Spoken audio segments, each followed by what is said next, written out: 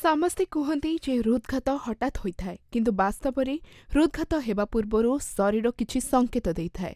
ଠିକ୍ ସମୟରେ ସେସବୁ ଲକ୍ଷଣକୁ ଚିହ୍ନଟ କରି ଚିକିତ୍ସା କରିବା ଦ୍ୱାରା ଜୀବନ ବଞ୍ଚିଯାଇପାରେ। ମନେ ରଖନ୍ତୁ, ଯଦି ଆପଣ ବିନା କୌଣସି କାରଣରେ ଅଜବ ଯନ୍ତ୍ରଣା କିମ୍ବା ଅସୁସ୍ଥ ଅନୁଭବ କରୁଛନ୍ତି, ତେବେ ଏହା ହୃଦଘାତର ସଂକେତ ହୋଇପାରେ। ହୃଦଘାତର ସବୁଠାରୁ ସାଧାରଣ ଲକ୍ଷଣ ହେଉଛି ଛାତିରେ ଯନ୍ତ୍ରଣା କିମ୍ବା ଚାପ। ଏହି ଯନ୍ତ୍ରଣା ହଠାତ୍ ଆରମ୍ଭ ହୋଇଥାଏ ଏବଂ ଅନେକ ସମୟ ଧରି ଏହି ଯନ୍ତ୍ରଣା ଲାଗି ରହିଥାଏ। ଏହି ଯନ୍ତ୍ରଣା ଏପରି ହୋଇଥାଏ ଯେପରିକି ଛାତିରେ ଏକ ଓଜନିଆ ଜିନିଷ ରଖାଯାଇଛି। କେତେକ ଲୋକଙ୍କ ମଧ୍ୟରେ ଏହି ଯନ୍ତ୍ରଣା ତୀବ୍ର, ଅନ୍ୟମାନଙ୍କ ମଧ୍ୟରେ ସାମାନ୍ୟ ଚାପ ଥାଏ, କିନ୍ତୁ ଏହାକୁ କେବେ ମଧ୍ୟ ଅଣଦେଖା କରାଯିବା ଉଚିତ ନୁହେଁ। କାନ୍ଧ, ବେକ କିମ୍ବା ପିଠିରେ ଯନ୍ତ୍ରଣା ମଧ୍ୟ ହୃଦଘାତର ଲକ୍ଷଣ ହୋଇପାରେ। ବିଶେଷ କରି ଯଦି ଏହି ଯନ୍ତ୍ରଣା ଛାତି ଯନ୍ତ୍ରଣା ସହିତ ଏକାବେଳେ ହୁଏ, ତେବେ ଏହାକୁ ଗମ୍ଭୀରତାର ସହିତ ଗ୍ରହଣ କରିବା ଉଚିତ।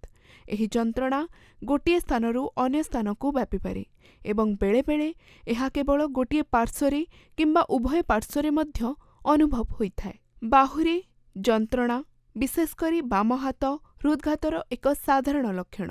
ଏହି ଯନ୍ତ୍ରଣା ହଠାତ୍ ଏବଂ ତୀବ୍ର ହୋଇପାରେ। ବେଳେବେଳେ ଏହି ଯନ୍ତ୍ରଣା ସାମାନ୍ୟ କିମ୍ବା ବିରକ୍ତିକର, କିନ୍ତୁ ଯଦି ଏହା ଦୀର୍ଘ ସମୟ ଧରି ରହିଥାଏ, ତେବେ ଏହାକୁ ଅଣଦେଖା କରନ୍ତୁ ନାହିଁ। ହୃଦଘାତର ଲକ୍ଷଣ ମଧ୍ୟ ମାଢ଼ି କିମ୍ବା ଦାନ୍ତରେ ଯନ୍ତ୍ରଣା ହୋଇପାରେ। ଏହି ଯନ୍ତ୍ରଣା କେବଳ ମାଢ଼ିରେ ନୁହେଁ, ଗାଲରେ ମଧ୍ୟ ଅନୁଭବ ହୋଇପାରେ ଏବଂ ବେଳେବେଳେ ଏହା କେବଳ ଗୋଟିଏ ପାର୍ଶ୍ୱରେ ହୋଇଥାଏ। ନିଶ୍ୱାସ ପ୍ରଶ୍ୱାସ ନେବାରେ କଷ୍ଟ ଏବଂ ଅତ୍ୟଧିକ ଥକାପଣ ମଧ୍ୟ ହୃଦଘାତର ଲକ୍ଷଣ। ସାଧାରଣ ଥକାପଣ ପାଇଁ ଅନେକ ଲୋକ ଏହି ଲକ୍ଷଣଗୁଡ଼ିକୁ ଅଣଦେଖା କରିଥାନ୍ତି, କିନ୍ତୁ ଯେତେବେଳେ ଏହି ଲକ୍ଷଣଗୁଡ଼ିକ ଦୀର୍ଘ ସମୟ ଧରି ରହିଥାଏ, ଏହା ଏକ ବିପଦ ସଂକେତ ହୋଇପାରେ।